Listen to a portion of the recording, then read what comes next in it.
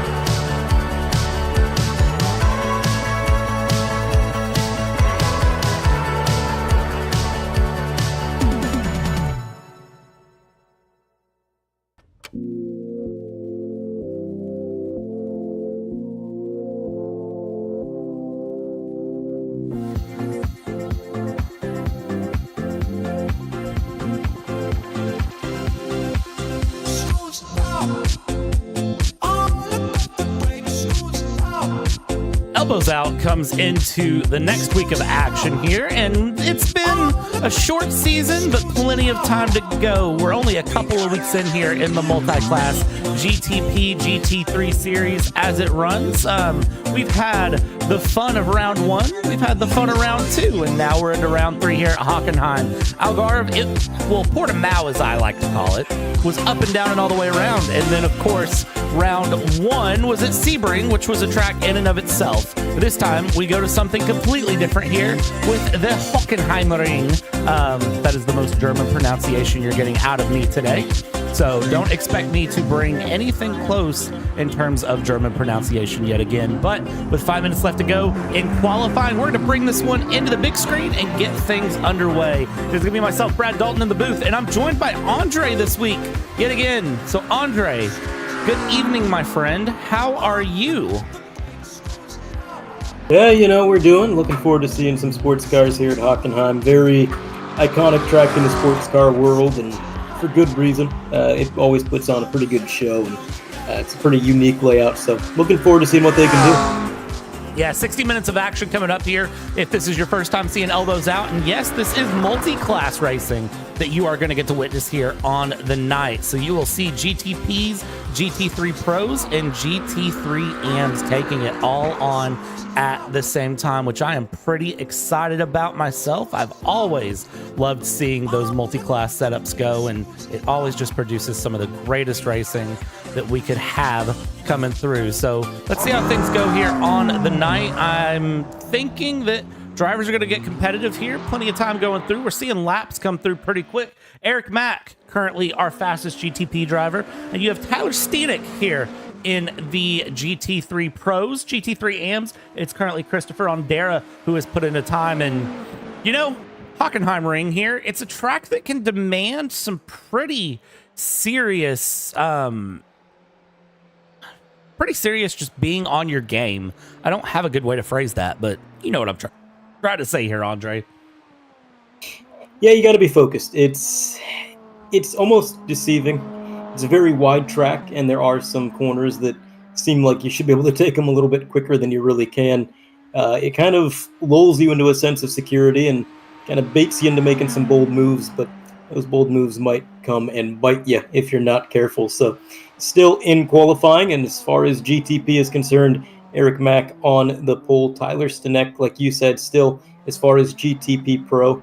Really close lap times, though. Look back to GT Amateur. 138.8 for the pole sitter, 1/10 back for second place, 1/10 back for third place.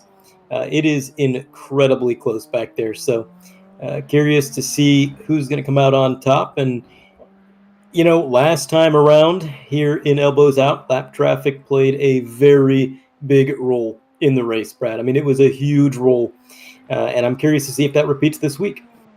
I have a very strong feeling that lap traffic is going to continue to find its way up, down, all the way around here as this session comes towards the end. 3 minutes left to go. Not necessarily closed out yet, but definitely is coming out towards the end of the session. And yeah, lap traffic. I mean, that's just the name of multi-class racing. We're not going to see a lot of caution flags. We're not going to see any caution flags here. No pace laps, no sort of resets of the fields here in Elbows Out. It is as soon as the green flag drops, you take what you get and you don't say a thing otherwise. It's all about what you can do on the track. No safety cars, no crazy things that will affect your race here as we look for drivers that are still out and about doing their thing here. Martin Merkva currently trying to put in a lap and find final time here. 5th place in GT3 Pro at the moment. We'll bring it across the line. Is this going to be more time found? Well, we'll get them up into 3rd in class, so a little bit more time being found there respectively. Bob Carey looks like it's also coming through the sharp hairpin as well, trying to find a bit more time here. We'll hop on board with Bob Carey as he brings this car through.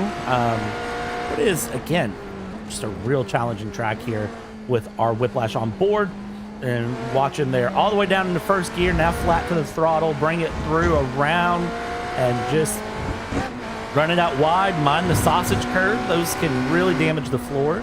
And Andre, the drivers seem to be, I guess, comfortable tonight. This seems to be a track that's really settling into everyone's wheelhouse.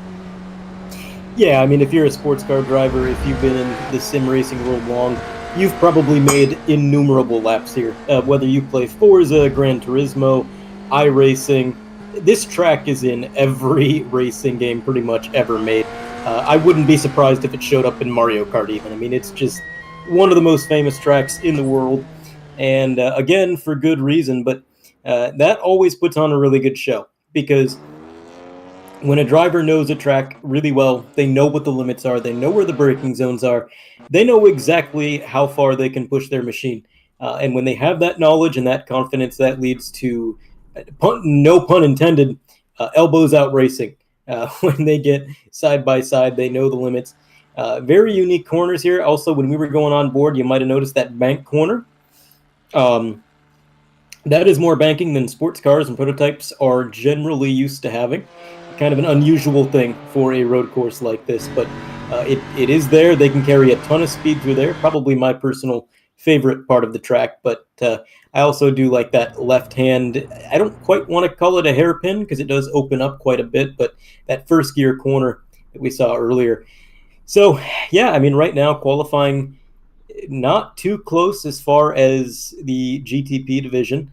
It looks like Eric Mack really does have this place figured out, but very close times as far as the GT cars. So we will see what exactly plays out. Qualifying does come to a conclusion, and we do have the starting grid momentarily, so you can figure out where your favorite driver is going to be rolling off. Starting grid for GTP. This is the prototypes. Eric Mack, P1.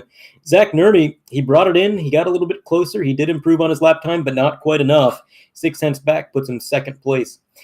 Aiden Garcia, going to be P3. And then just off that podium, Lamar Poles is going to be 1.6 seconds back in 4th. Matt Topin, going to be P5. And Tyler Watson, 6th. Look back to 7th, and you are going to find Benjamin Bechtel. We're going to get that right this week. Bob Carey, going to be P8. Dwight Hibbs, P9. And running out the top 10 and the entire GTP division, Drew Zerio, P10. Going on from there, Tyler Steenick in 1st place in GT3 Pros, Brian Materrell in 2nd place, Martin Merkva in P3, Seba Cornez in 4th place. From there, we're going P5, Hunter Hoffman, and Colin Bourdon in 6th place as it goes. From there, we're going to look at P7. That is Jeff Lorianti is how I'm going to say that. And if that's wrong, somebody yell at me. Callan Tobin in P8, Patrick Rich in P9, Ethan Murphy P10, P11, Daniel Pinero and Chris Stewart in 12th did not put in a time. Neither did Paul Nye Sr., Zeus Dalston, Ian Tanzius, or Magnus McFalls. Of course, some of those are due to the way this league runs their penalty system. They tend to crank things back, and of course, if you won the previous week, you start at the rear this week, so you don't qualify. Christopher Ondera in GT3 AM will have pole. Second place, Parker Chiapuzio and Kai Nebel in P3. Dwayne Hoffman in fourth place. From there, we're going fifth place, Kylan Bruce and Seth Vosselman in P6. Christian Cardona, P7, Andrew Parker, P8, Kyle O'Grady in P9, Ruslan Boulon in P10, and Nathan Hemperly in P11 in the number 12. So, with that being said, Andre, any bold predictions for tonight? No, not really. I'm just along for the ride at this point. Again, I don't have enough league knowledge to really make any predictions, but just going off qualifying, Eric Mack in the prototypes, he was far and away the fastest driver in qualifying trim. I think he's going to be probably the standout driver of the night. We'll have to wait and see. Also, that name that tripped you up a little bit there, Brad, I'm going to assume that is Laurenti, because it seems French, and that would be Laurent, would be how you pronounce it there.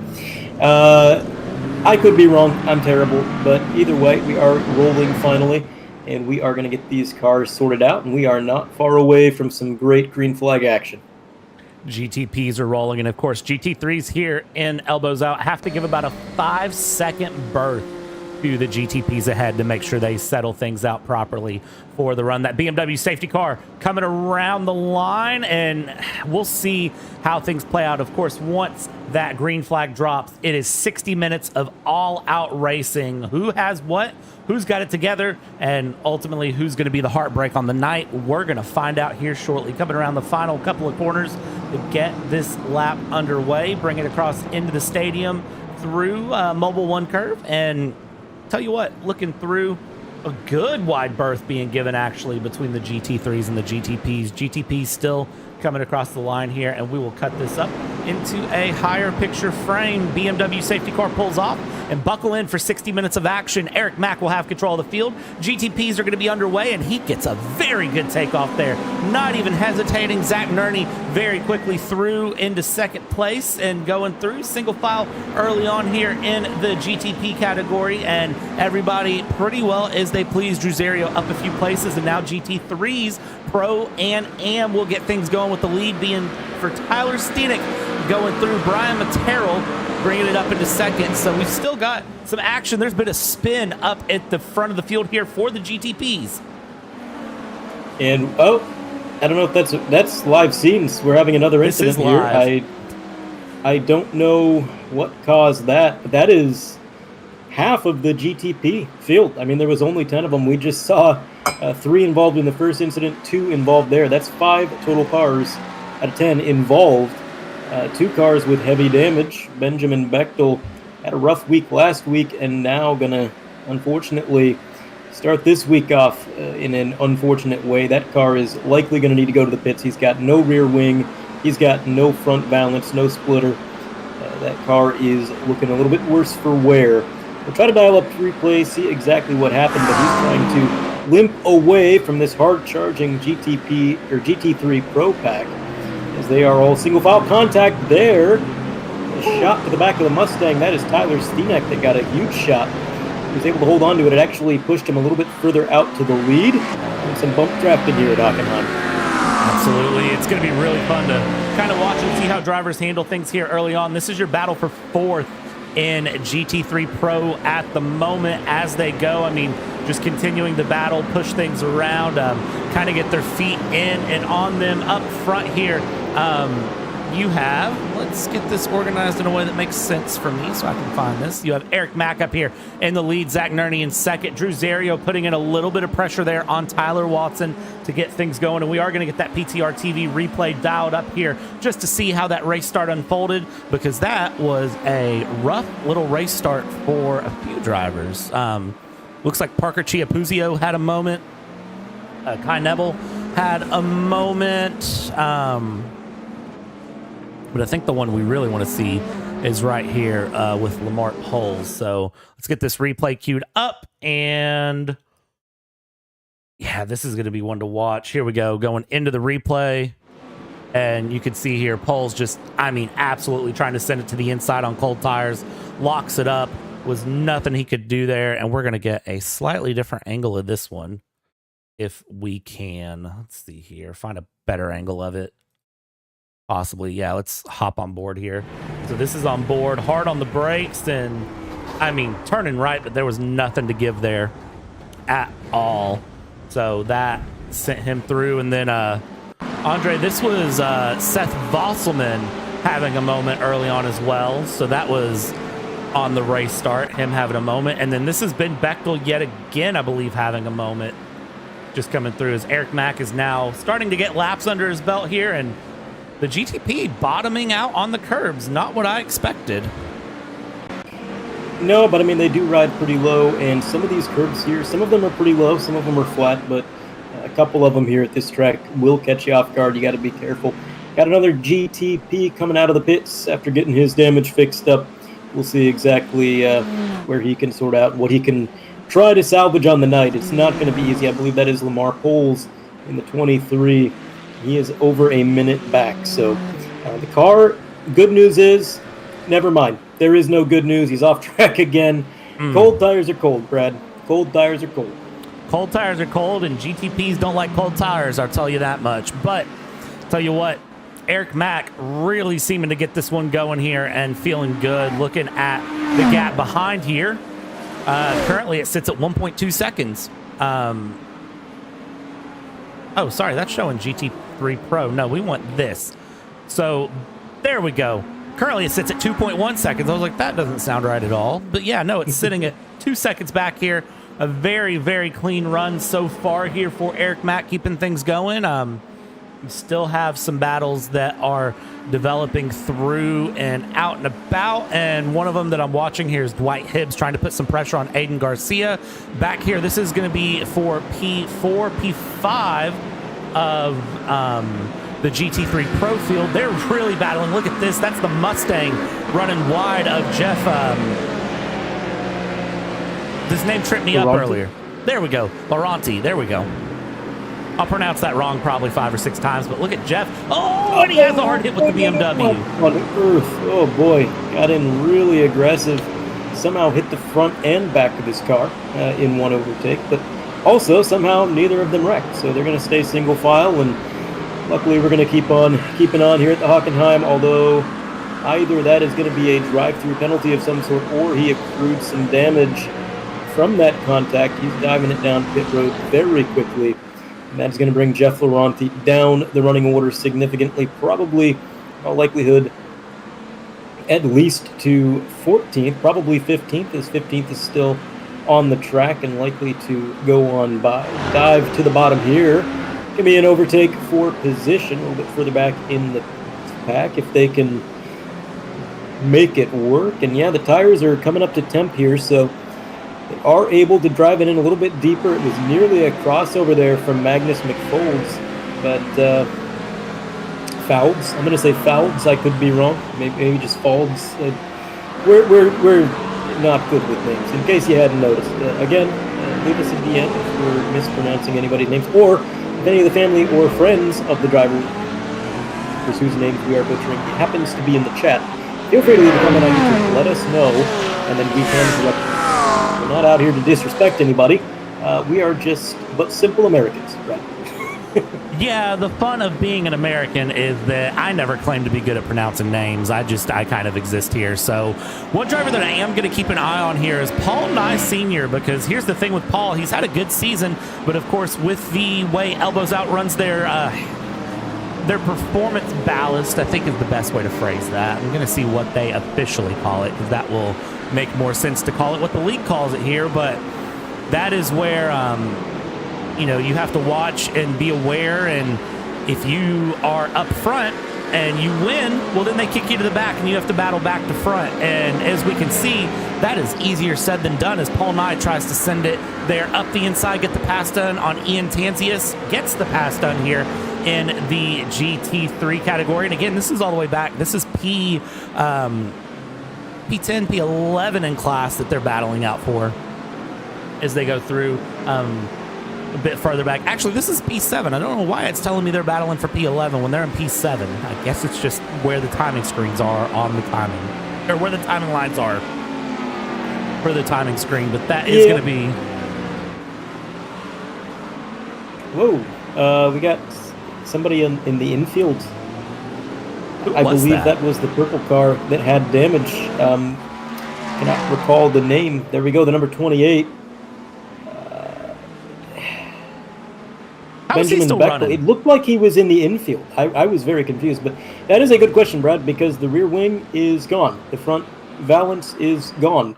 The diffuser is gone. There is nothing left aerodynamically on this car. He might as well be driving a brick, and somehow he's at least limping it around. I'm not going to say that he's fast, but he is at least beating 2 other prototypes at the moment.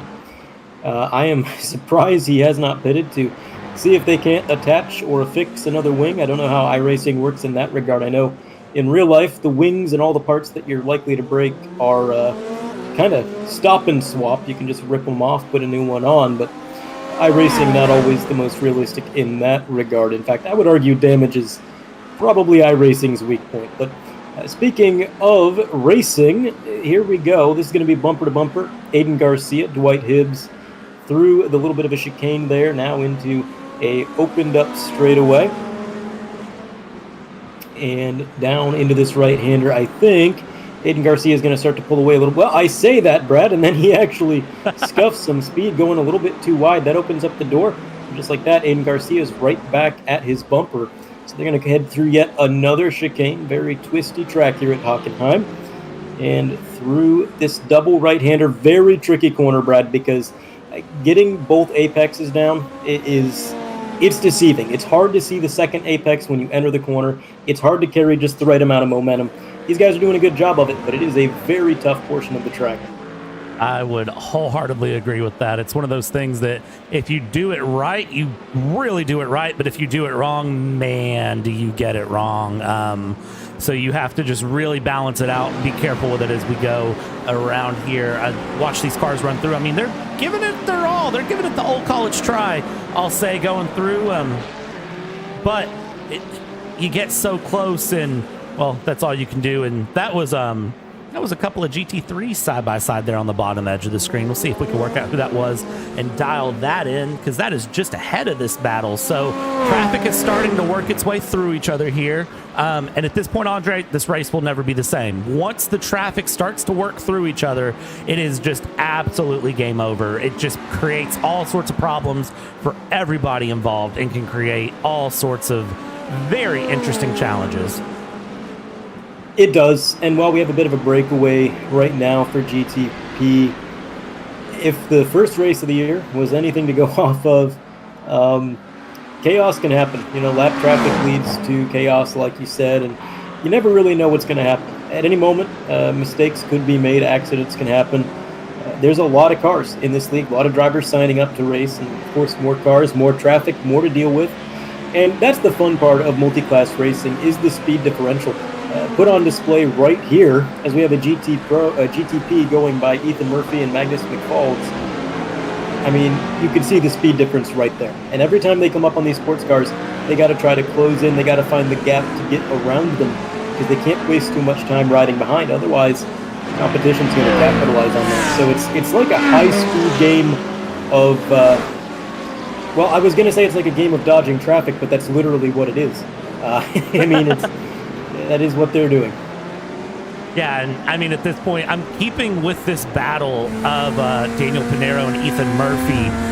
Magnus McFalds was in the mix of this. Now he's dropped off about 3 seconds. Not sure what's happened there. But I'm keeping with this battle because look at this. The GTP just slinging it through. That's the 31 going off of Zach Nerney. That is the second place GTP, just absolutely eating gravel for breakfast, lunch, and dinner.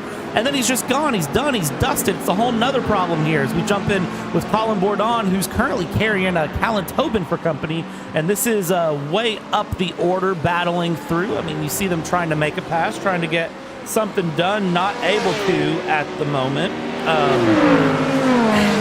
You have to keep the pressure and really be patient. But Callan Tobin there really trying to make the dive, and then look at that behind. I mean, again, it's another GTP just trying to mix things through, and you have to play the game of, well, be careful with the battles that are around and make sure you don't somehow end up in the mix of a battle, but also make sure you're putting in enough pressure to keep things going while you can. Yeah, it's a balancing act. Multi-class racing is always going to be a balancing act, and that is what they are dealing with tonight as they work their way around the Hockenheim-Ring. And again, we're about 15 minutes into this event, almost 13 minutes total, but at this point, they are firmly into traffic. The race is in full swing, and we're getting what you might call a conveyor belt, where it seems like no matter where you look on the track, there is going to be cars because they are so far separated. Eventually, every now and again, you get up to a cluster like this, and this is a scary situation. GT3s beating and banging, bumping and door slamming in front of the prototype. As a prototype driver, that is never what you want to see. You do not want these guys involved in a battle. You do not want them making contact, because that's just going to increase the likelihood you get caught up in somebody else's mistake. Ideally, you want to get around them as quickly and smoothly as possible. But you know, the GT3 drivers, they're running their own race. They got to battle for position. They can't just roll over. It's not something that's really going to happen. So really, it's give and take. You know, how nice do you want to be? How nice can you afford to be? Everybody wants to put some goodwill in the bank so that hopefully it pays off in the future. But it is the nature of racing, Brad. It is a competition. You can't be the good guy all the time. You can say that again. I believe something is happening with Nathan Hemperly in the background as we watch this battle on screen. This is the battle. Daniel Pinero, Ethan Murphy still battling it out here. They are, because they have not gotten kind of their situation sorted. Now there's a little bit of a gap coming between them, but I also still want to keep up with this ahead. This is Paul Nye Sr. right on the back of Colin Bourdon and Callan Tobin. Callan Tobin, of course, in the Texas Mustang, and Paul Nye spins it on the corner. And look at that, just a beautiful donut to show off the Corvette Z06. I don't think he planned to do that, but he certainly did it. All Nye the donut guy going around and gathering it back up, but unfortunately losing a little bit of time there. But luckily, I mean, with the amount of traffic around him, Brad, I'm surprised that nobody else got caught up in that. That was really heads-up driving by everybody around him. Yeah, and I love seeing the heads-up driving from everyone, because it goes to show just kind of how focused everyone is here, and just really how good the driving can be from these drivers as they go through. We focus on this battle. Patrick Rich in the Mustang, Chris Stewart in the Lamborghini. This is the battle for P9 in GT3 Pro as they come through. You have the GTPs still snaking their way through in the background, but these guys are still battling it out. Getting real competitive here, trying to find some sort of passive leeway. We're 15 minutes into this race here, and I mean, at this point, this is really where you're just sort of trying to do what you can here. Hard on the throttle, swing it wide, go back to the inside. Is this Chris Stewart getting the pass done? Well, it certainly looks like he's going to send it, and there it is. Elbows out, he gets the pass done and dusted. Beautiful move there. Yeah, that was a good move. Really, really respectfully done and doing it the right way. I do want to point out, as far as the GT3 Pro division, Seba Cornez, who was one of the standout drivers in Week 1, is reeling the leader in. Little by little, just clicking off slightly faster laps. Tyler Stunek and Seba Cornez, however you want to pronounce that, however it is pronounced, those two drivers battled quite a bit this season, and it looks like they're fixing to have yet another battle. And that would be fun for us to watch if it does play out that way. We'll have to see. Plenty of time left, 43 minutes on the clock. And even Magnus is not... Well, I was looking at the incorrect scoring and timing. Sometimes that catches me off. I was going to say third place isn't too far away, but third place is about 4 seconds back. Bit more separation back in GT3 Amateur. It's about 6 seconds from the leader to second place. Christopher Ondera is really just running away with this, Brad. I mean, it's not even close. We've been going for, about 17 minutes, give or take, and he is just driving away with it. Yeah, he's sending things through there and going. I mean, in the GT3 AM, some of these drivers, they're in the AM category, but I tell you what, they're racing like they're a pro, so we'll have to keep our eyes on it to see what happens. And by the way, Ben Bechtel has now pit and has gotten his fresh rear wing here, I believe. So if we check in with Ben, yeah, Ben's got a fresh rear wing on that car, and that Denver Racing social is looking much, much better now than it did before as he snakes his way through traffic. Check it back in here with this battle up front between Tyler and Seba Cornez. This battle separated by about a second here. Still pulling a little bit of time here. The battle 5th, 6th, and 7th in GT3 Pro. Now this is a battle to really keep your eyes on, though, because you can see they are bumper to bumper to bumper here as they go through. So I'm curious to see how this battle for 5th shapes up, especially because Paul Nye is not too far off getting back involved in this mix if he can. 6 seconds, which sounds like a lot of time, but with 40 minutes left to go, I don't think it'll be impossible for him to find his way back up front. No, and 6 seconds on a road course is not as much as an oval, which we are generally more used to on the channel, but I mean, it is a gap, don't get me wrong. I mean, you can see he is just barely in the edge of the frame, but again, like you said, Brad, we've got 40 plus minutes remaining. He can reel that in. He can make that up as long as he takes care of his tires. That's going to be his big concern. He flat spotted his tires, probably heated them up a little bit with that spin that he did. So he's got to be careful and at least a little bit mindful of his braking zones when he gets on the throttle. Got to watch the gearbox. If you're in a low gear, don't want to mash the throttle, spin those tires coming out of the corner. Take care of the car, and it will take care of you. We are a way off from pit stops. Again, not quite halfway, which generally halfway is where I would expect some of these cars to come get serviced if they need service. Otherwise, it is going to be all-out racing here on the track. We do have a prototype a little bit slow on the track as we are still following Paul Nye. It was just a ways up the road from him.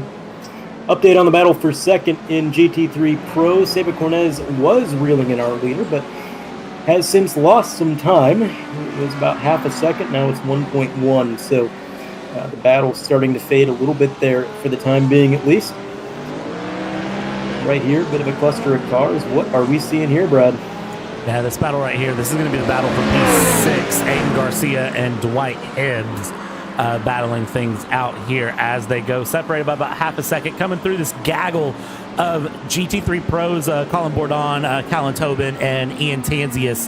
This battle here that is going, they are coming through the mix as well. And I do also want to jump back here because we have a battle in the GT3 AM category.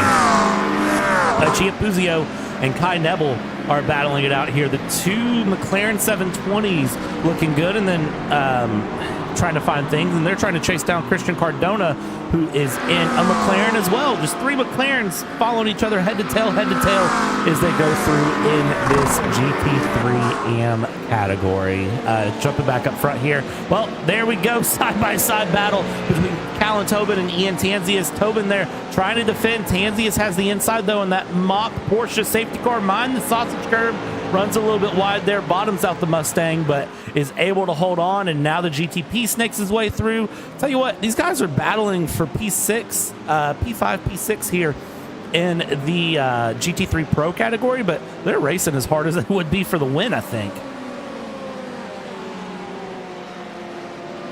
Yeah, I mean, in a season like this, especially when the finishing order has been a little bit unpredictable, every point matters. These guys know that every point matters because at the end of the season, finishing fourth rather than fifth now could be the difference between getting a championship and being second later in the year. So they got to race like this. I mean, you can't just roll over and give up and say, hey, I don't really care that much about this position. No, you've got to go for it. And that is what Ian Tanzius is doing. Tanzius, maybe? I'm going to say Tanzius. I could be wrong. As he works his way through this right-hander, going to use every inch of the runoff, but again, a tricky runoff to use simply because the curbs are so unforgiving there. You can see these curbs, very flat, very usable, not the case earlier in the track. Now through this high bank corner, look at how much. He's actually going to reel him in through the center of the corner. He's got really good corner speed, maybe better than the car ahead. Seems to be corner exit where he was struggling, but I don't know. I think you give him much longer, Brad. He's going to be making a pass. Yeah, I agree with that. Looking through, I do think he's got it in him here to make the pass. I think it's just a case of where he can. And as we can see, I mean, he's much faster this lap than the previous 2 laps, so he's reeling time in. It's just the case of how quickly can he do it here as we ride on board. And we jump back here. I mean, given some good runs. I do want to check in with our GTP leader here. I mean, I don't know what we really say here for our GTP leader other than just Eric Mack is showing the return of the Mack here. Currently up by 8.8 seconds. Make that 9 seconds and just continuing to find time just, I mean, miles ahead of the competition here and keeping it going. Just been a great run for him there in the GTPs. And we'll say right now, it does look like this GTP field is starting to split things up and kind of, they're all settling into a very comfortable rhythm here to get through 2 pit stops, which a couple have done. Ben Bechtel, Aiden Garcia, they have pit back in P8 and P9 in class. We did lose Lamar Poles in the Ferrari in P10. Is out of the session here, but is continuing to challenge and try to find some sort of time where it's possible. Ahead of him, well, this is the battle he's driving into here, Eric Mack currently. You've got Christian Cardona and Kai Nebel just ahead. They are battling for position currently. This is the battle for P5 in GT3 AM here. And Andre, if you're the leader coming up and you see a battle like this coming through, you're kind of just fingers crossed that they play nice and they get out of your way. Yeah, you're hoping for it, but you can't rely on it because they are running their race. They're battling for their own positions and their own points. If you're lucky, right here, they do get single file. That's best case scenario, but not going to happen every time. Sometimes they're going to stay side by side, corner after corner. And you got to be prepared for that. You have to be ready for that. Also, I think I'm noticing a little bit of front end damage on this number 19 machine of Eric Mack. I don't know where he would have got that. Maybe I'm seeing things. Maybe that's just the way that the bumper is. It looked like it was kind of dinged on the right-hand side, but either way, not affecting his pace, evidently. 7-second lead over Zachary Nerdy. Now, it was up to about 9.6 seconds at one point or another, but going through traffic, you're going to sacrifice time, and that is the benefit to building up a big cushion, building up a big lead. Eric Mack is one of the few drivers, maybe the only driver on the track, that can afford to be patient. You know, in that situation where he saw those cars battling that you pointed out, Brad, if he didn't have a huge lead, he might have had to really push the issue. Things could have got ugly, but he knows he's got that gap. He knows he's got that cushion. So he can realistically let them sort it out, ride behind for a corner or two, and not be too worse for wear. A little bit sideways there as we are on board with Dwayne Hoffman, I believe. Just a little bit out of shape, but he's going to get it gathered back up, right back in line. And I'll tell you what, there is some close battling going on in these GT3 divisions. It seems like they are unable to get away from each other. And really, Brad, it's almost tough to tell if any of these manufacturers, if any of these particular models of car have much of an advantage over the next because they're all so close. It doesn't feel like it here. I know certain tracks we kind of see different drivers go and we'll say, oh, this car has the advantage over the other here or there.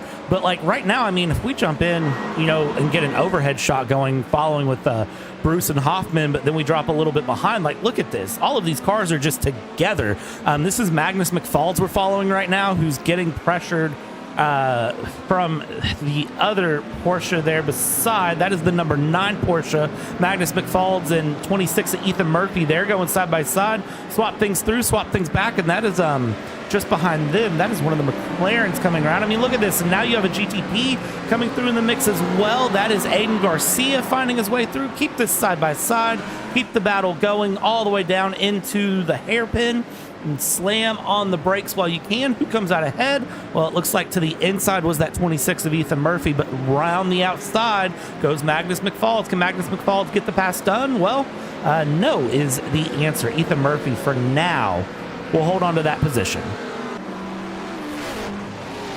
Yeah, playing a little bit of defense there. It was a close call, but tell you what, there is so much battling going on in this GT3 division between the pros and the amateurs alike. Doing a really good job at staying close on track. Again, approaching that halfway mark. We did see one car last time around duck down pit road. Not entirely certain who it was, but we are expecting to probably see a few more as we approach halfway. I believe, Brad, that they would have to pit for fuel. I could be wrong, but can you correct me on that? Oh, yeah, they 100% are going to have to pit to go through. So we'll see how they do getting in and out of the pits. That's going to be the interesting part for me. Ian Tanzius has been in here, currently sitting back in P12 in class in the mix of some GT3 AMs and battling. You've also had Daniel Pinero, who has pit. Zeus Dalston has pit. Andrew Parker is pit. You've got more cars that have pit here. Kylan Bruce currently battling Dwayne Hoffman there, going side by side. Takes the run a little bit off, and that was the 31 getting a big wiggle there in the background. That was Zach Nerney in second place. That was a wiggle of all wiggles. We'll go back and get a replay of that one because that scared me. Let's see here. Yeah, not what you want to have happen while you're riding in a podium position. You can see he's coming up on traffic, and the GT3 just getting squirrely in front of him. Really good reaction time there for Zachary Nerney. I mean, look at this closing rate. We're going to take one more look at it. Keep your eye on that red and black Mustang ahead of this number 31 prototype. Zachary Nerney, if he had been just a little bit slower on the brake, that would have been 2 cars destroyed. That would have been 2 nights over with halfway through this event. But look at that. Flicks it to the left. And not only does he flick it to the left, Brad, not only did he have really good reflexes there, but I've seen many a time where somebody makes a maneuver like that and they do avoid the car, but they wind up spinning themselves or careening off the track.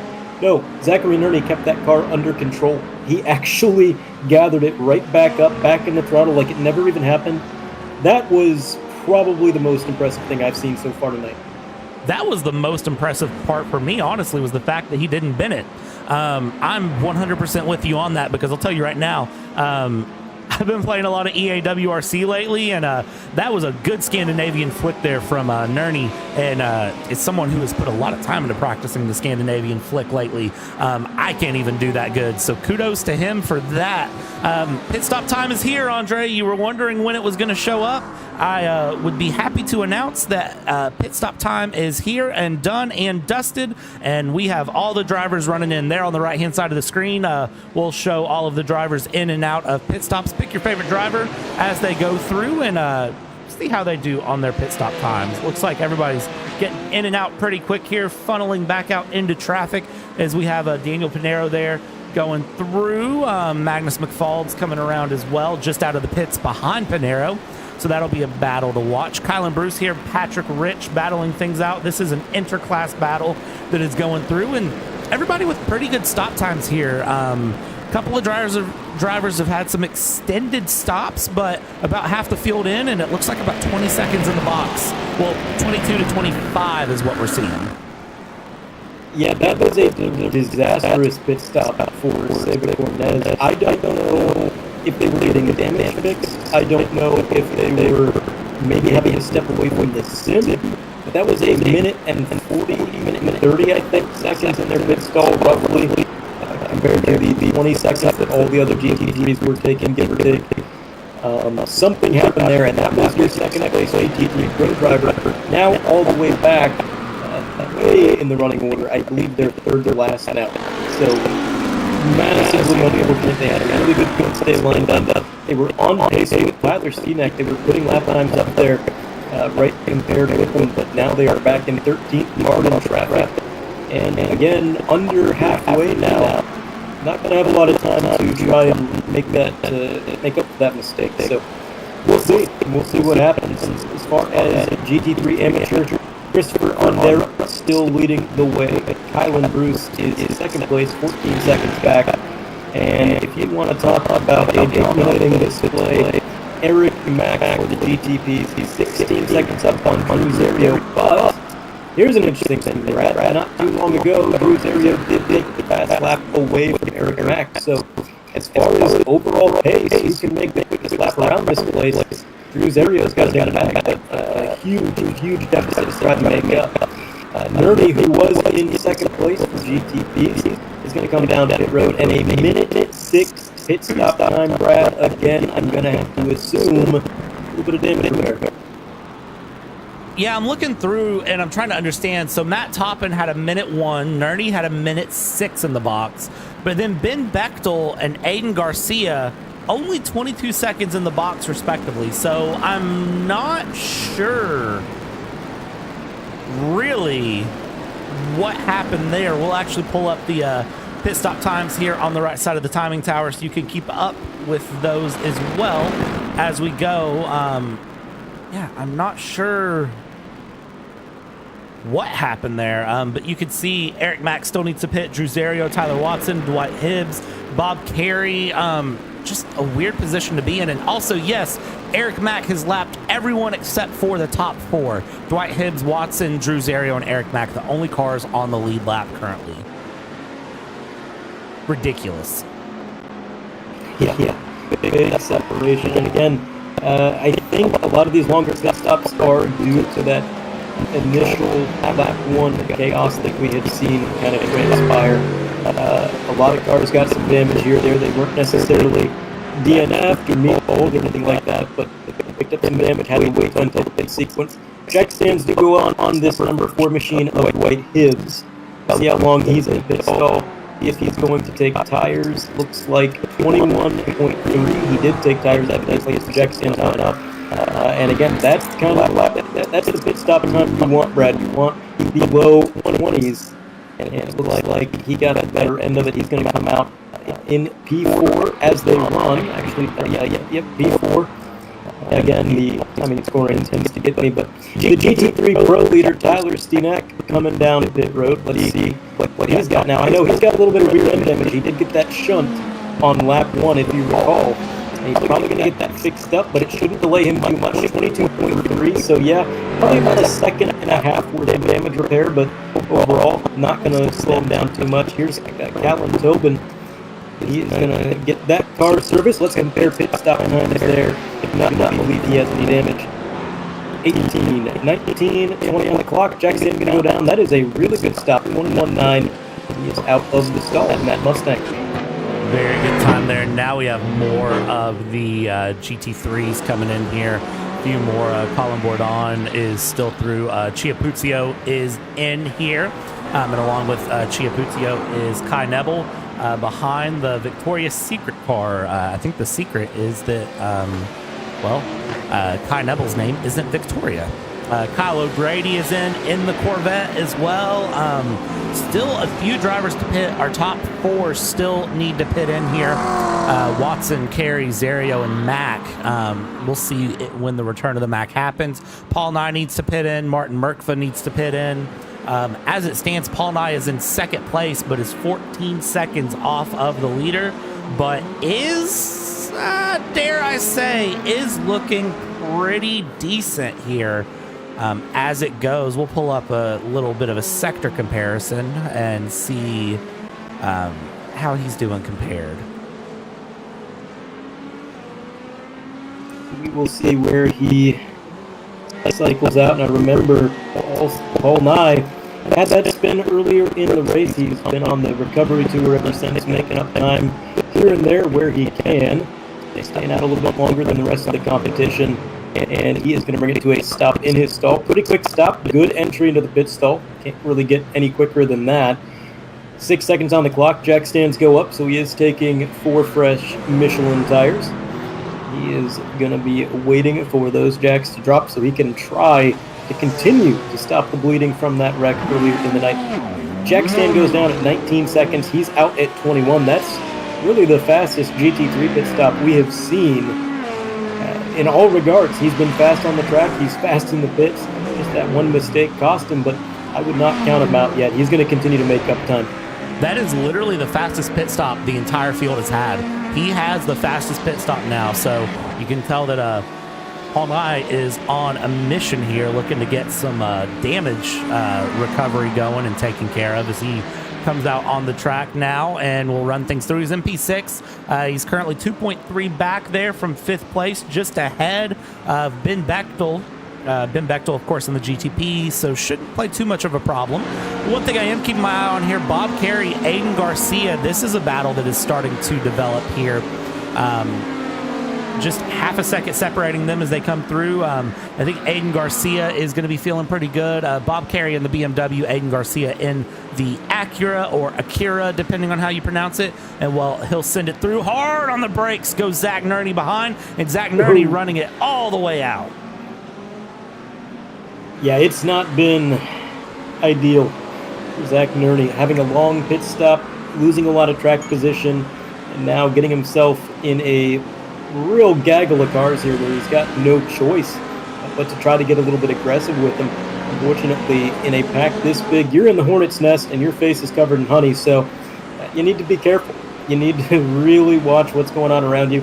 The situational awareness is difficult. I know in these prototypes, the line of sight, especially if you're not racing with triple monitors and you're not racing with VR, if you are a single monitor driver in these GTPs, it's not a fun time. It is difficult to see what's going on around you. Hopefully the iRacing spotter is really chattering in your ear, keeping you updated on what's going on, because it is not an enviable position to be in. But battle for fourth between Garcia and Nerney. And Nerney was at P2 not too long ago. Battle for first update. Drew Zario has lost about another second to Eric Mack. Still got the fast lap of the race, but has not really reeled him in much. 21 minutes remaining. And Tyler Steenack, 22 seconds back from Martin Merkva. I believe Martin has yet to come down pit road. So when it all cycles through, Steenack will have the lead again. Dwayne Hoffman's going to take the lead, I believe, and can maintain the lead in GT Amateur. But a lot of separation as far as the leaders are concerned in every division, Brad. But when you look away from the leaders, you don't see that division. You see drivers that are right on the bumper, drivers that do not have a moment to breathe because the situation's just like this. Here's a battle between Porsches. Porsche on Porsche into the corner. The number 9 going to dive down low. The 54 trying to pinch him down. This is two different classes. Now it's the same car, same class of car, but two divisions of driver. We got a pro, we got an amateur, and Brad, they are going wheel to wheel. I mean, hey, if you're an AM driver and you feel like you're faster than the pros, send the elbows out. No pun intended, all the puns intended. And, well, Magnus McFalds makes a big error there, runs it into the gravel, coming out of the penultimate corner. And, well, actually not penultimate. You got a few corners after that, but coming out of the left-hander, sends it into the gravel, and that is all there is to it. Now, the GT3 AMs are also battling for the AM category championship, but they are eligible to win the overall GT3 championship, and they're looking for driver of the day battles as well. I mean, there's plenty of things to still race for, and when you're putting up good, hard battles like that, you might as well. Eric Mack into the pits, Drew Zario into the pits. So Tyler Watson, our last driver that needs to make a pit stop, and, well, there he is. So the entire field has now stopped, Andre. Entire field is either in the box or going through. Drew Zario still stationary, just now coming out at 20.9. Eric Mack on his way at 21.2. Tyler Watson just now stopping here. We'll see how they play things out. Zach Nerney putting some pressure on Aiden Garcia here, trying to find things through. And current gap of 0.8 of a second. And as they work their way through this chicane, they are going to have a little bit of room to breathe before they get up to the next lap car. That is going to be a Lamborghini. See if they cannot make the move when the track opens up down the straightaway. That is the ideal place to catch them. Unfortunately, Nerney not going to be so lucky. He did not get around him before the corner, so he's going to have to ride behind, and he's going to watch that car ahead drive off into the sunset. And that is the worst feeling in the world, Brad, when the guy that you're racing, the guy that you're fighting for position, gets around traffic better than you, and you're stuck back here just smacking your steering wheel saying, come on, but there's nothing you can really do about it. So he just lost about 10 car lengths right there. Now he's got to try to get it back on Aiden Garcia. Yeah, traffic giveth and traffic taketh away. That's one of my favorite phrases of multi-class racing, and moments like that just prove how damaging traffic can be. But here's the thing, it can swing back the other way for Zach Nerney, and Aiden Garcia could get caught out in traffic. We see Aiden Garcia coming up on the Bimmer here, and we'll see as he comes up on the BMW. Doesn't play a factor now, but I mean, there's some fast GT3s that aren't going to be the kindest about getting out of the way, but Zach Nerney, look at that, catching another lap car, GT3 lower class here in through the hairpin and losing even more time dropping through that gap now, dropping a second and a half and continuing to go here. Recap on the field with about 18 minutes to go. Well, it's return of the Mac, Eric Mack. I mean, what can we say? Just domination on the field. Drew Zario in second, Tyler Watson in third, Aiden Garcia P4, fifth place, Zach Nerney, Dwight Hibbs in P6, Matt Toppin in seventh, Bob Carey in eighth, Ben Bechtel doesn't like to keep his rear wing. He's got one on the car right now. He's in P9, and then in 10th place is Lamart Poles, who is actually our only driver out of this race. GT3 Pro field as they stand. Let's find them because currently they're led by Tyler Stenick, Martin Bergfoot in second, Ian Tanzius in third, Callan Tobin in fourth, Paul Nye Sr. in P5, Colin Bourdon in P6, Chris Stewart in 7th, Hunter Hoffman in 8th, Seba Cornez in P9, Ethan Murphy in 10th, Magnus McFalds, Daniel Pinero, Patrick Rich, Zeus Dalston, Brian Materrell, and Jeff Laurentry. I've already forgotten how to pronounce that yet again. Laurenti, I'm going to assume. I could be wrong, but if it's a French name, the EA is an O sound. So, again, I could be incorrect. But we will see. I'll tell you what, Brad, with the pits cycled through and everybody having made their obligatory stop on the night, why do... Oh, boy. Well, that was... I believe that was... Bosselman. Yeah, Bosselman taking it down pit road. We'll take a look at a quick replay here. Hopefully nobody else was involved in this, but looks like it may have been a self-inflicted wound here. Took a very shallow entry into the corner. He caught that sausage curb. It got him all out of shape. Oh. And it was not self-inflicted. He was out of shape trying to recover and then got a huge shot to the rear end of that car, and then chaos breaks out behind him. But it all started when he took that shallow entry into the corner. That was what got everything shaken up a little bit. We will take a look at a slightly different perspective here. So this is all going to happen with this prototype. Right there, there's the contact. And he gets shoved from a GT3, a little bit of arc brake action right there. But in that GT3's defense, probably very difficult to see what's going on, and everybody was so close. Not the easiest thing in the world to react that quickly. Yeah, so this is on board with Seba Cornez. This is who hit Dwight Hibbs there, and Dwight Hibbs got a meatball flag out of that, by the way. Brad, go back and watch that again. I got to wonder if there was some netcode involved, because from the onboard perspective, it really looked like Seba actually successfully dodged. We'll see if we can get a front run there. One more time, let's run this back. Look at this. Look at this. It was close. We'll go. Oh boy, super slow-mo. Netcode. It was netcode. Seba did avoid him, but the netcode unfortunately said nope. I'll tell you what, that's a shame the netcode did that, Brad, because that right there, that was a good piece of driving by Seba. To make that reaction that quickly, to go through the grass, and I don't think Seba even lost it. Once they went through the grass, I think they gathered it back up. So, I mean, impressive to see. It is a shame that the netcode ruined that moment. Yeah, no, Seba absolutely held on to that one. That was insanity if I've ever seen it.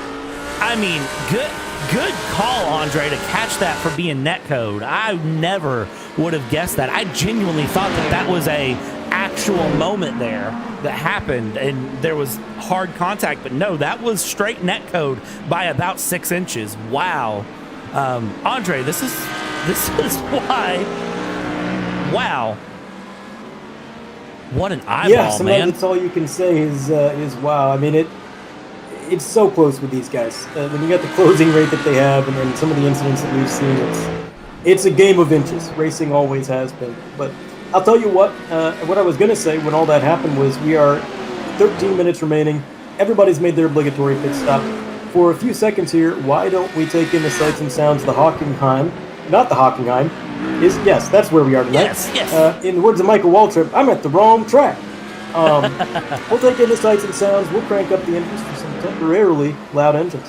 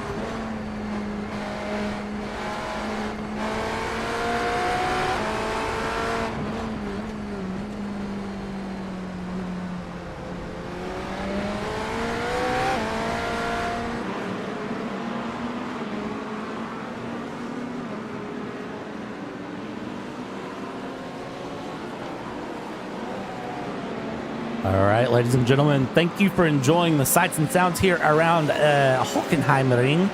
And as we get this back going, we'll get your timing tower back up. About 10 minutes to go, 10 and a half minutes here to go on what's been an absolutely wild race, for lack of better phrase here. I mean, it's been wild, and we still have some moments here. I'm going to go back because it looks like Kylan Bruce has had a moment here. We'll get pulled up. A little bit of contact, it looks like, with McFalds coming through. That's the battle. McFalds also catching a black flag in the mix as well, so gotta wonder if that's an incident limit. Looks like there's a moment right here with Andrew Parker as well. Car goes left, snaps right, slams the wall there in the Lamborghini, and nothing he could do there. Trying to see who else might have had a moment. Well, this is going to be Daniel Pinero. What did Pinero do? Pinero going to Panera to get a panini, and, well, clips the curb and straight into the tire barrier he goes. So some hard hits being found here in the last 10 minutes, Andre, as we go bring this thing through. It's one thing, though, I feel like, to get through the 60 minutes race, but I mean, to get through 60 minutes and not really have any big issues, that's a whole nother problem. Yeah, 60 minutes is not a small amount of time. And, driving these cars, it's one thing if you're racing in one class of vehicle. You expect the field to get a little bit spread out. You expect everything to kind of calm down, and you can start clicking off laps and kind of check out mentally. Multi-class racing does not let you check out. It does not let you have that luxury of just kind of mindlessly logging laps. Because even if you're a GT3, yeah, you're not closing in on cars, you might not be passing them, but you are getting past. And that requires just as much, if not more, situational awareness to look at your mirror, see what's going on, and make sure that you don't make a crazy move and accidentally block a car that's coming up at 30, 40 miles an hour faster than what you're doing. So no matter what class you're in, no matter who you are or where you're at, you almost never get a break. You're never out of traffic, never out of the woods. And so for 60 minutes, you are on heightened awareness. You are white-knuckling that steering wheel, especially if you are a division leader. A win here is going to mean so much. The anxiety and the stress is high. And it's not a surprise to me, Brad, that these mistakes are stacking up later in the race, because that is when the fatigue kicks in.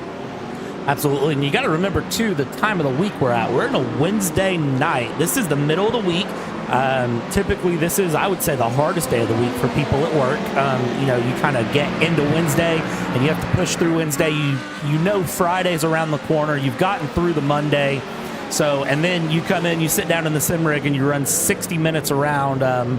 Or, maybe the midweek, at least for me, it's always the busiest at work. Or, when I was in school, it was always the busiest in school. So you never know what the drivers have going on outside of that. And then to sit down and run a 60-minute race, things can get pretty rough here. So kudos to all the drivers sticking around here and trying to push things through as we go. I want to check in here up front. This is going to be the battle for where it stands. This is P4 that we're watching. Aiden Garcia and Zach Nerney battling things out. They have GT3s between them, and I tell you what, Zach Nerney, if there's something that he is going to take out of Hockenheim, it's he wants to figure out how to deal with traffic in the future, because he's not having a good time at all. I feel like every time we cut this camera to him here across the past 53 minutes, he's been stuck behind a slower class in the middle of a corner. Well, and correct me if I'm wrong, but during week one on the season, Nerney also had a lot of trouble with lap traffic. So maybe something to think about, something to improve on, because if you're going to be a GTP driver, I think being able to smoothly navigate traffic, being able to identify when overtake possibilities are available, being able to really eye up a gap and judge whether or not it's worth it to go for it, that's just as valuable as actually making fast laps themselves by yourself. So luckily, iRacing has a lot of ways that drivers can work on these things. AI racing, for example, racing against AI, doing some multi-class, weaving in and out of traffic, that'll help you hone your skill. And maybe Zachary Nerney is going to think about something like that, because he's fast. Nerney can post laps with the best of them. He's got the talent. I think traffic is just giving him a bit of a nightmare, and I think it could just be getting in your own head. And I've done it, man. Sometimes you pull up on a pack and you get in your own head. You think to yourself, okay, got to be careful, but I got to be fast. I got to be fast. The anxiety kicks in. You start making mistakes. It's not a fun situation. He's got a lot of traffic here that he's going to be dealing with. This battle for 9th place between Hunter Hoffman, Ethan Murphy, only a 10th of a second separating them. We got a GTP right behind.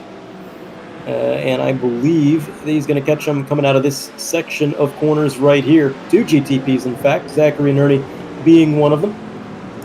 And that's Zach right on the back of Aiden Garcia. That's that traffic giveth, traffic taketh away. Really coming to fruition here for Nerney. He's finding things lucky. He's right there on Garcia, 0.2 of a second as he comes out of the final corner. How does he pick this through? Well, he's got to stick behind Garcia down the main straight here. Andre is going to go. Is he going to go for a turn 1 dive? He does not. He thought about it. He didn't do it. He rams that curb out of turn 1. And now we just kind of watch him as he goes because he's got to try to make a pass. Hard wiggle on the brakes, though. And I tell you what, they keep that going. And behind him, Ethan Murphy and Hoffman are going side by side. Yeah, they're going to be wheel to wheel as they make their way down this. I don't want to call it a straightaway. It is a curve, but it's basically flat out until they get to this section here where there will be a hard right-hander. Bottom groove is going to prevail more than likely. But look at this on the outside into the hairpin, driving it in even deeper. He's going to keep it side by side, not letting that inside line prevail.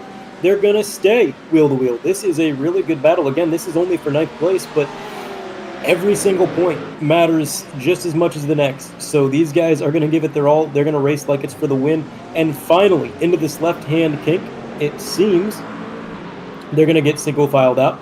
But I'll tell you what, that was a great effort because that battle could have been over a lot quicker than it was, but they kept it going. Yeah, Hoffman getting ahead of Ethan Murphy there. Very good run. Now, Zach Nerney has gotten ahead of Aiden Garcia. That position has been sorted, done, and dusted. See if I can find where that one happened here. If it will give me a trigger for it, and it does. So let's go back. So this is how this happened. And, well, he's going to come from a mile back here, I feel. Look at this. So that's that wiggle we saw a lap ago, and then same wiggle again allows Zach Nerney to get past Aiden Garcia, and that gets that position done and dusted, gets them back into the position they want to be in. 3 minutes remaining here at the Hockenheim-Ring, and absolutely no pressure for Eric Mack in the lead. He is 16 seconds up. We've not really talked about him a whole lot. Haven't really mentioned the 19. That's because, well, he's having one of the good races where you don't get mentioned. It's the race where you're so far out in front and everything you've done has been so non-controversial and so smooth and so clean that we haven't really had a reason to talk about it, and that is ideal. Generally, if we're talking about somebody too much, it might not be for the best reasons, but I mean, he's just gone, as the graphic says, just wow. He's got this place figured out. He may not have the fast lap of the night, but the consistency and the ability to navigate traffic has been second to none. He is just driving away with it. Big gap for GT3 Pro as well. Tyler Steeneck did come back out into the lead. Martin Merkva gained a lot through the pit sequence, but it wasn't quite enough. 12.7 seconds going to be the difference between first and second in GT3 Pro. And as for GT3 Amateur, that's the closest battle for the lead that we have, Brad. Only 0.3 of a second between Parker, I'm going to say, Chiappuccio? Chiappuccio. Oh, Chiappuccio. What just happened? No! That was Parker, and he is gone, I believe, or at least he lost time. No, that was not Parker, but he was slowed down by that incident. We'll take a look at a replay here. See if I can find who that was really quick, because that was a weird one. Come on, show me what's going on. We're on the white flag. I don't have time for this. All right, so here's this. So it looks like this happened ahead of Parker. So I think it was Patrick Rich actually that got involved in this. So we'll watch Patrick Rich really quick, and then we're going to cut back to live pictures for the white flag. So Rich coming through. And that is... No, Eric Mack lost the lead. That is Eric... Get out of the replay. Yep. That is Eric Mack who lost that one here. And that was with... Boom. Oh, my goodness. Oh my goodness, an unforced error on the final lap of the race. I mean, I would need to see another angle of that, but I think he did that to himself. He turned down on a GT3, spun himself out. Drew Zerio was 13 seconds back. He was able to get out ahead just barely. It's going to be a 2-second gap, but 2 seconds is all he needs. Coming down the straightaway. Oh my goodness, now into this right-hander. All he's got to do is get a few more good corners. He's got some traffic to contend with. He's saying, look out, get out of my way. I got second place hot on my heels, but the GT3 not going to yield. I mean, what a turn of events. I said at the start of the race, Brad, these races are not predictable. You never know what's going to happen. You can't count anybody out, and this just proves it. 16 seconds back at the beginning of this very lap. Now Drew Zerio is going to claim a win here in elbows out that even he probably could never have expected or predicted. Whoa, my goodness. Wow. I don't know what else to say to that other than wow. Oh, it's not showing me the race is done. It's acting like we have another lap. So, I mean, but even then, Eric Mack is carrying some serious damage on that car, I'm sure. Got now 5 seconds and opening. Goodness gracious me. I was not prepared for that. I mean, we thought we were on the white flag lap. I suppose they made it just in time.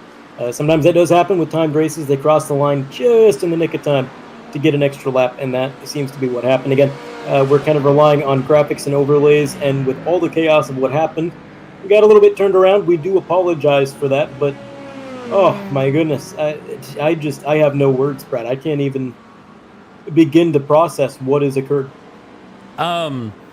We'll go back and watch more replays of that in a moment, because there's a lot to break down in a very little bit of time there on track of how that happened. But we have final lap coming across the line here. I believe now actually the final lap. This is Drew Zerio bringing it through, coming across, and will come out on the main straight.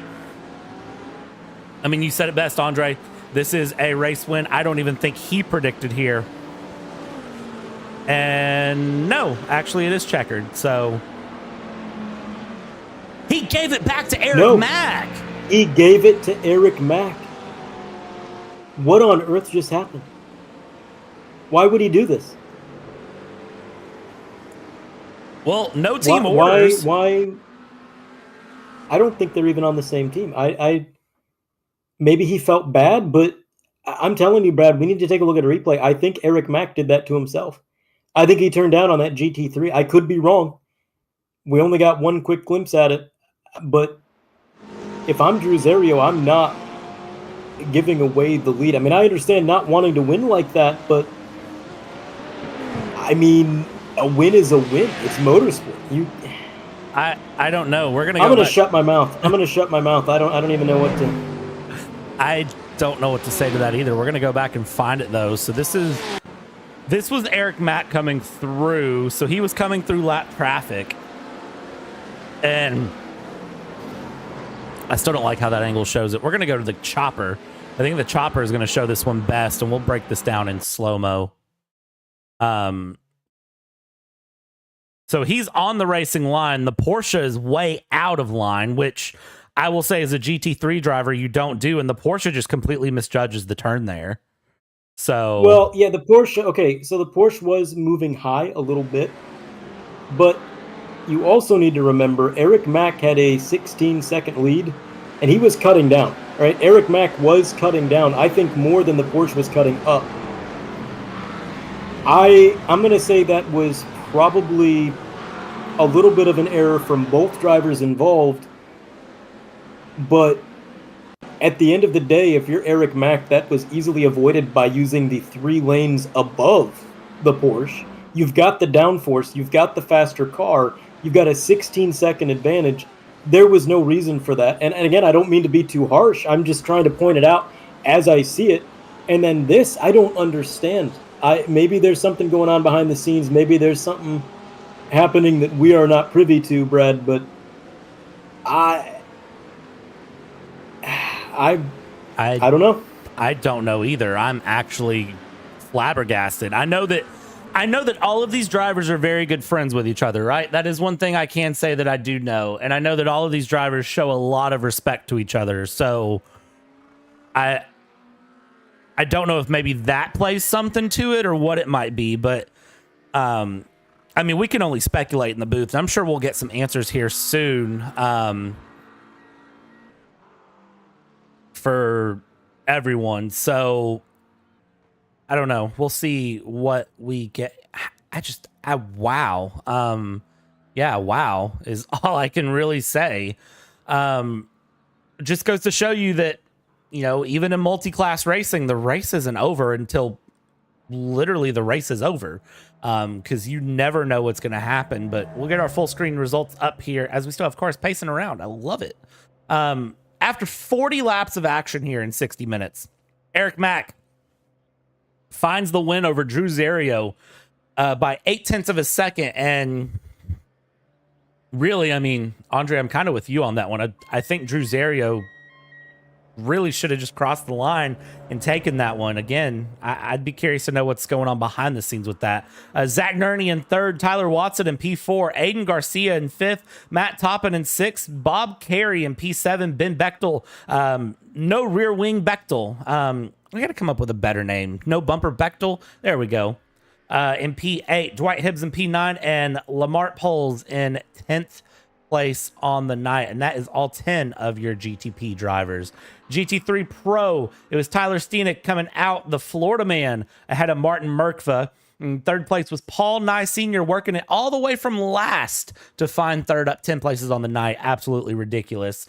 Colin Borden in P4, Chris Stewart in P5, Seba Cornez in P6, Callan Tobin in P7, and Ian Tanzius in P8. Ethan Murphy, Patrick Rich, 9th and 10th, respectively. P11, Magnus McFalds, Daniel Pinero, P12, Zeus Dalston, P13, Brian Materrell in P14, Hunter Hoffman, and then Jeff Laurenti in P16. From there, we're going GT3 AMs. It was Dwayne Hoffman, Christopher Ondera, Kai Nebel, Kylan Bruce, Christian Cardona, Kyle O'Grady, Parker Chiapuzio, Nathan Hemperly, Ruslan Bulan, Andrew Parker, rounding out your top 10. And then from there, Seth Vosselman, the lone GT3 AM, finding P11 after 60 minutes. Andre, I would ask about final thoughts, but I almost don't know how to think right now. Yeah, I mean, my last name translates to loudmouth, and even I'm speechless at what I've seen. So I don't really have many thoughts. I mean, I have a lot of thoughts. I just don't know how to put the thoughts to words. So I will refrain. I'll say it. That was wild, and I'm curious to see where the post-race decisions come in. Of course, admin will find review incidents, and they will give announcements through, and we'll see what happens there. And then, of course, winners here in round 3 will not get to qualify for round 4. Round 4 coming up on the series schedule. It's hard to believe that we're already 3 weeks through. Round 4 is Silverstone. And here's a fun fact for you. It's British. So do you know what that means? Well, it means that it's going to rain in Britain at Silverstone. So a wet race next week. Rip my graphics card. Well, maybe. We'll see if it's raining, but hopefully for the sake of your graphics card, it is dry. But if not, you might want to hook up the liquid cooler there. Yeah, we'll see how it goes. And speaking of hooking up the liquid cooler, tomorrow it is the Area Pro Series here on the PTR TV YouTube channel, and they are going to be at Indianapolis, if I have that schedule down correct. And then it's double duty on Thursday nights, of course. So the other side of that will be the GT3s of Red Sox Racing League taking on a 30-minute race tomorrow night of where they are at. I do not remember off the top of my head. I want to say it's the Red Bull Ring, but I could be wrong with that. And if it is the Red Bull Ring, I'm real excited because that is one of my favorite tracks. So we'll see how that goes. And then, of course, next week, again, it's Wet Silverstone here, but there's a Monday and Tuesday to get through before that. But I hope you stick around. I hope you enjoy. I hope you like, subscribe, ring the bells, do all of the fun things to support what we do here for completely free. But on behalf of Andre, My name is Brad. We've taken you start to finish. Be sure to join us for the next one where we'll take you start to finish yet again. Good night.